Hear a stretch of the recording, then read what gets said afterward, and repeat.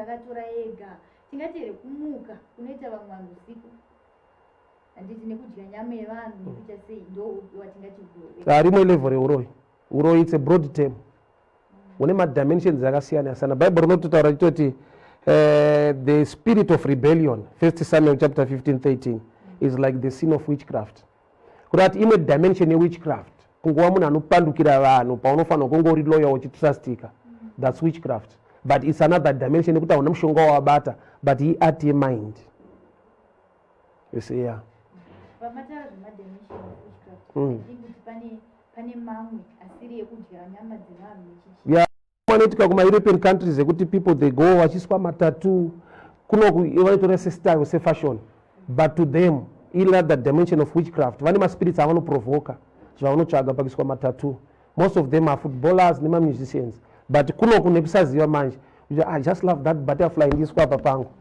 it's another dimension of witchcraft but inyaya yekuti hazvigone kudzidziswa vanhu so we take it as style you see yeah pane imwe zvakare imwe style yekuti ukatoonekwa uchita izvi uroi wakakwana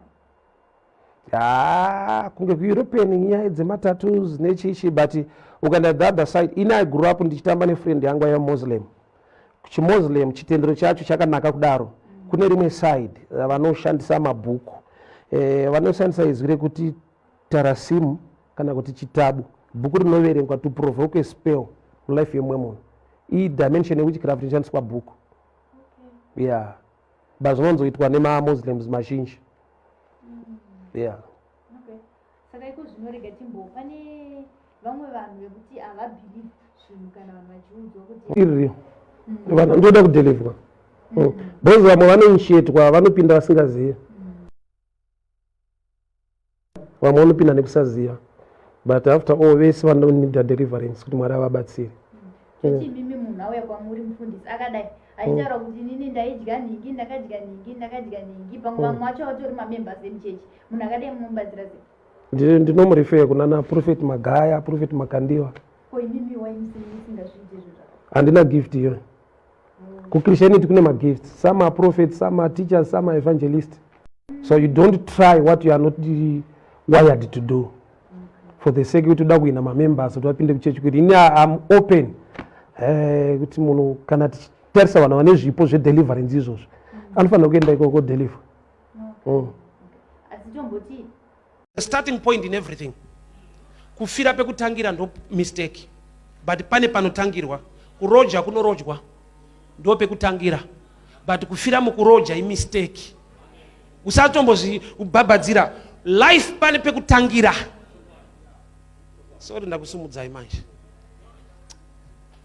ndine shamwari yangu aiva garden boy wandakapa advice kuti kamari kauri kuwana ita unyora masubjects awakafuira uimprove your life paakanoudza murungu wake akati uri kufurirwa bozi kuno vanhu vanoda kuti ufere garden boy paugarden boy panotoshandwa ndo pekutangira but kufa uri garden boy era life pane painototangira kuroja one room kunoitika ndakagara mu1 room nemwana aitoita form 1 musikana but kuti tisvike mukufa tichidaro hazviite toda kutsvaga mwari anotiwanira nyasha pane pekutangira pasiri pekufira stage yauri mwari ngaakupe dzimwe nyasha there must be a change there must be a movement why because future yako nedestiny yeupenyu haifanira kurongerwa ipapa pane kwaunofanirwa kusvika pane kure kwaunofanira kuenda. Also, there are times in our times, in our days, if the preacher or the leader cannot see far,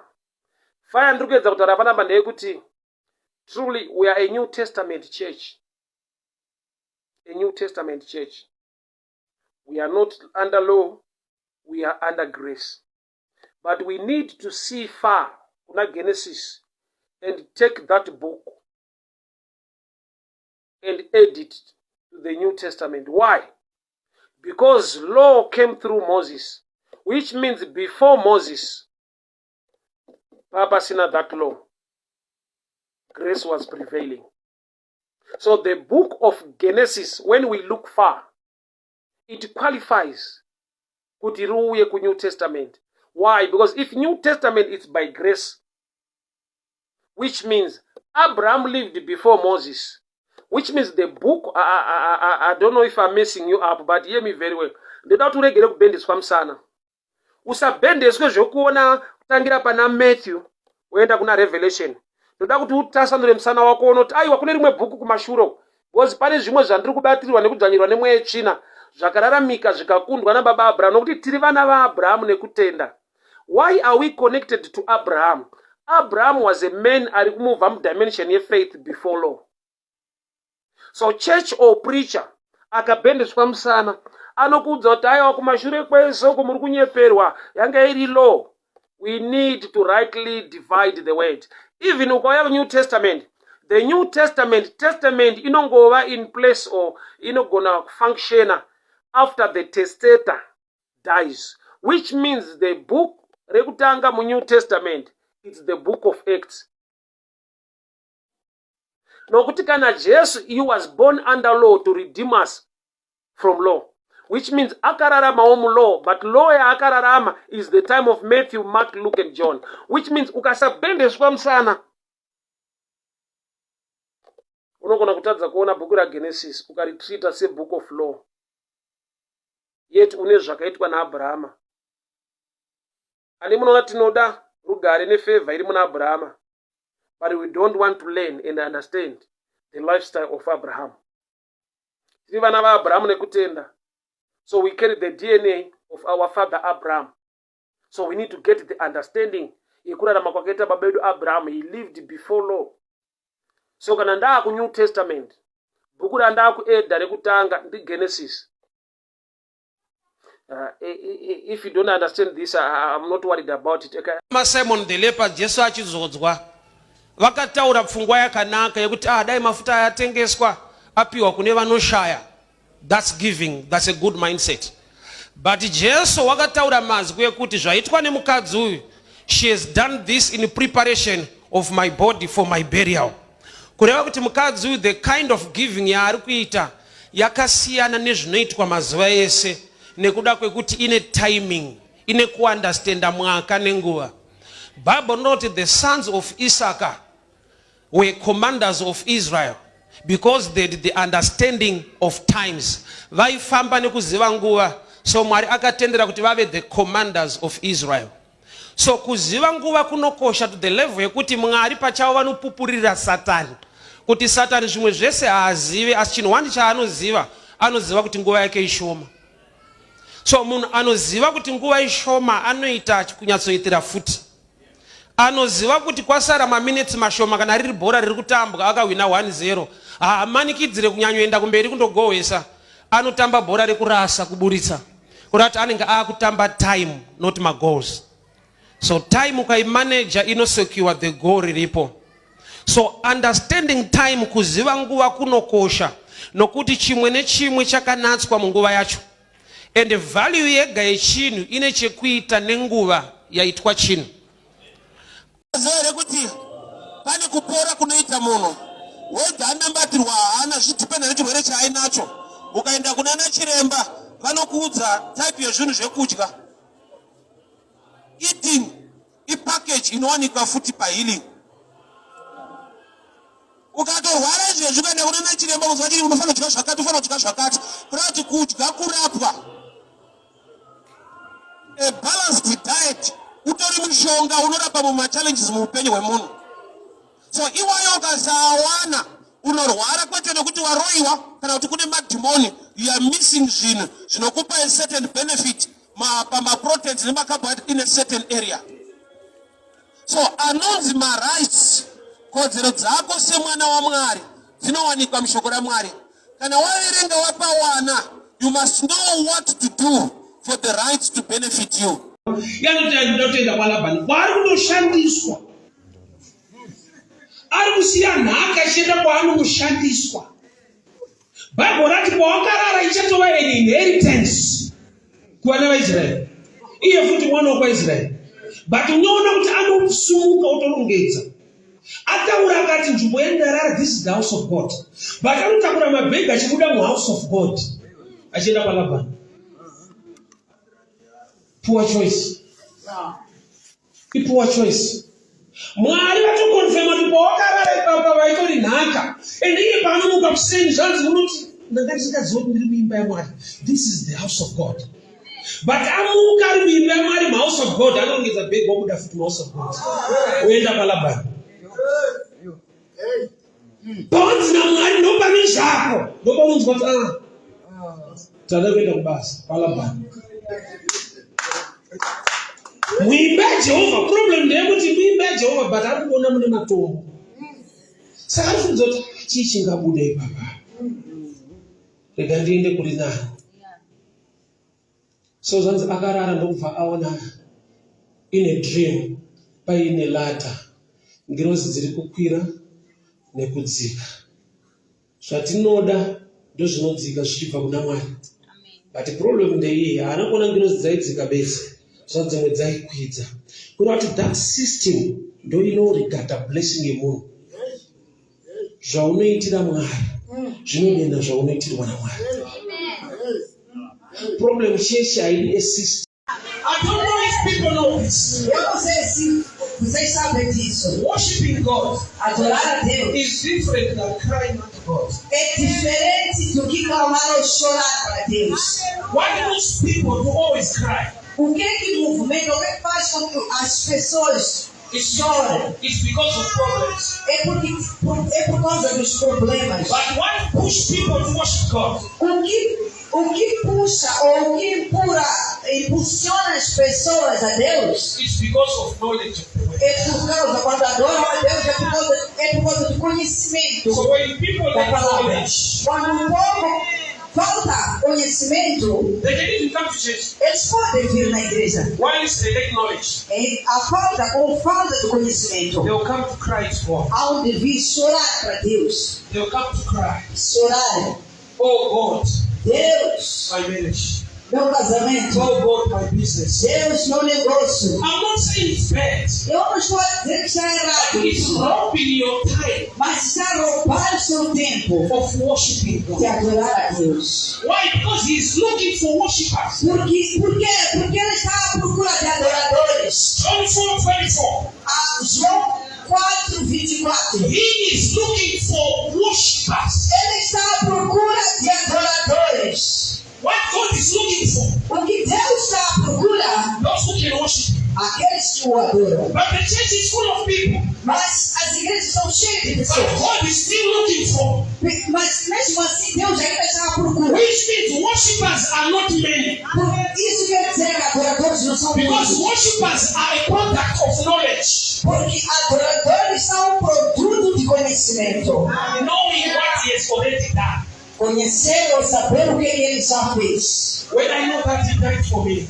Se eu saber que ele morreu por mim. He shed His blood because of my life. Derramou o seu sangue por causa da minha vida. So it means He loves me so much. Então quer dizer que ele me ama muito. That He's not happy to see me hungry. Ele não vai ficar feliz de me ver com fome. So I will not pray because of hunger. Eu não vou orar por causa da fome. I will pray and praise Him because of His love. Eu vou orar e adorar, louvá-lo por causa do seu amor. When you worship God, Quando nós adoramos a Deus, when you give Him the glory, quando você dá a Ele a the glória, blessings will automatically follow you. as bênçãos vão seguir automaticamente.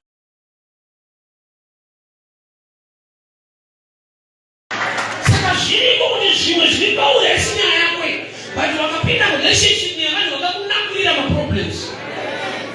Mwari ngaatongere kururama nyaya yakabata paurisina kuitwa neungai Kristu. Akaita zvaakaita ngaasangane nazvo kwete iwewe. Nyasha dzaMwari ngadzikupupurire. Kune nyama nejangwa riri pamusoro kwete kuti ane nyaya dzaakaita. Akaberekwa kwazvakaitwa. Saka vanochikutukitsira kuti ndingirobe ndingibedza asi benzi kune mweya woupenzi wakatenderera kumwoyo ukapotera pavi munhu ari right but nekuda kwokuti kune mazita okuti ukaatakura unonzi ndiwo usingabereki wakavarorwa neasingabereki ende inokurambisa iyo isiri moshaka. What you do attracts what. Saka ndakuencourage kuva prayerful and then I will encourage you to do things. combination answer yaunotsvaka inodhimanda kucheka. Prayer attracts God. What you do attracts him. Why? Saka shoko richiti vanodyara nemisodzi kwete vanodyara misodzi. Uye mutime yekutochema, the principle remains the same. Vanodyara nemisodzi vachapuwa nekufara kwete vanodyara misodzi. Vanodyara nemisodzi, those who plant in tears, not those who plant tears. Hatifanani zvatingaitire Mwari, takangofanira kuti tine zvatinofanira kuitira Mwari. At your own level, at your own capacity, God demands your action because kutenda kusina mabasa kwakafa. But kuri muklasi yekutenda, but kuri muklasi zvinhu zvakafa. God loves you. Deus ama. The devil does not want you to believe it. Diabo não quer que você acredite nisso. He wants you to have questions. Ele quer que você tenha perguntas. But if he loves me, why am I not married? Porque se ele me ama, por que até agora ainda não sou casado? If he loves me, why am I sick? Porque se ele me ama, por que é que eu estou doente? If he loves me, why I don't have money? E ele se me ama, por que é que eu não tenho dinheiro? All those are temporal issues. Tudo isso são coisas temporárias. They can change. Pode mudar. But what does not change Mas o que não muda is the word of God. é a palavra de Deus. Poverty will go. Pobreza vai embora. Sickness will go. Doença vai embora. What will remain O que vai is the permanecer truth of the é word. a verdade da palavra. That God loves you. Deus te ama. So people will come and tell you this. Pessoas podem vir dizer isso. That if God loves you, Se Deus te ama, you must be rich. você tem que ser rico. If God loves you, Se Deus te you ama, must not be poor. você não pode ser pobre. Tell them, Diz para eles, He loves me ele me ama, despite my situation. independentemente da minha And He has situação. already made a plan E ele já fez plano to save me para me salvar from this problem. desse. Chinokurwisa, chinoprofita zvakuri. What fights you prophesies about your destiny? Chinokurwisa, chinoprofita zvakuri. What fights you prophesies your destiny? The kind of fights and battles you are fighting now, they just means you are not even that person. The devil does not want you to hear that and know that. Because if you know that, you will protect the man, and later there will be manifestation of what I'm talking about.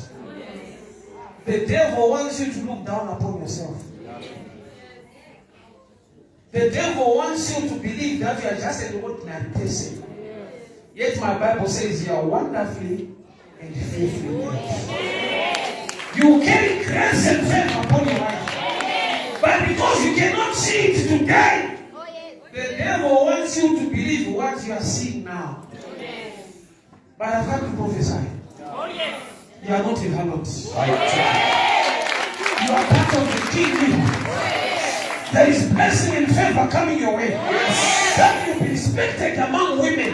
Yes. You'll be respected among women. When you talk about Jesus, they will mention your name as well. Yes.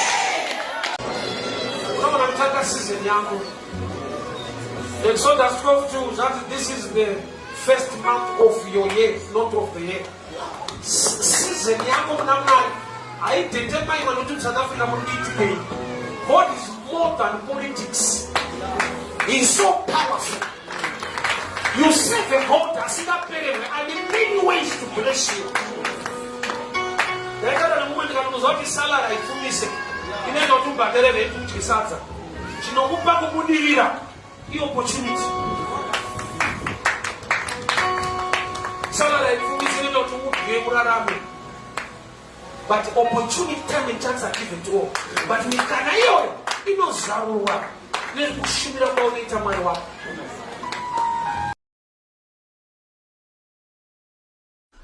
Munoramba muri Mwari, munoramba muri Mwari, munoramba muri Mwari, munoramba muri Mwari.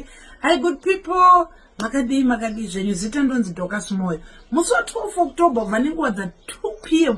ndinenge ndirimo mu UK. Everything is set. Tatongomirira date. Tikusangana paDunstable Conference Center kune vashumiri zvakare vatakagadzirirwa. Evangelist team Paringa vanenge variko, Apostle Blessing Chigodora vanenge variko, nevamwe maevangelist akawandisa, nevamwe vaimbi vakawandisa vanenge varipo, Mambo Duterere vanenge variko, Lloyd Tedza aya anenge ariko, including inini Dorcas Moyo. See you there musi wa 12 October pa UK yapo chinenge chakabaka.